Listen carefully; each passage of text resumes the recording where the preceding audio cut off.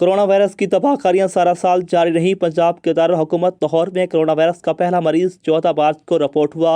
महकमा सेहत की जानिब से कोरोना वायरस की रोकथाम के हवाले से corona SOPs, lockdown, smart sampling, तलीमी इदारे, कारोबारी मराकज़ और हस्पतालों में OPDs और ऑपरेशन थिएटर को बंद करके कोरोना वायरस की मकामी मुंतकिली को रोका गया।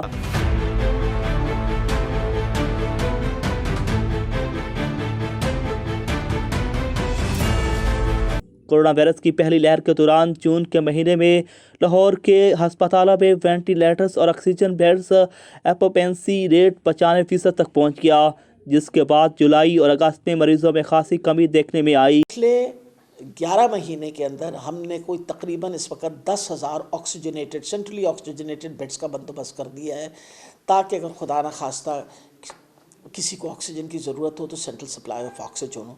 नंबर ऑफ़ वेंटिलेटर्स जो हैं वो हमने बढ़ा दिए। PP शुक्र है, प्रोटेक्टिव इक्विपमेंट जो है पाकिस्तान के अंदर ख़ुद प्रोड्यूस होना शुरू हुआ। हर अस्पताल के अंदर वाफिर मिकदार के अंदर इस वक्त बहुत बड़ी तादाद के अंदर प्रोटेक्टिव इक्विपमेंट जो है अवेलेबल है।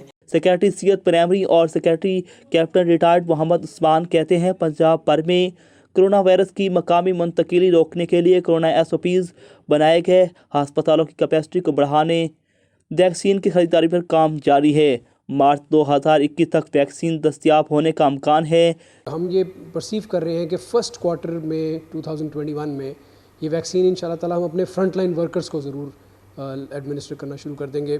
कोरोना वायरस से पंजाब के तमाम 36 जिला में सबसे ज़्यादा लाहौर मुतासर हुआ।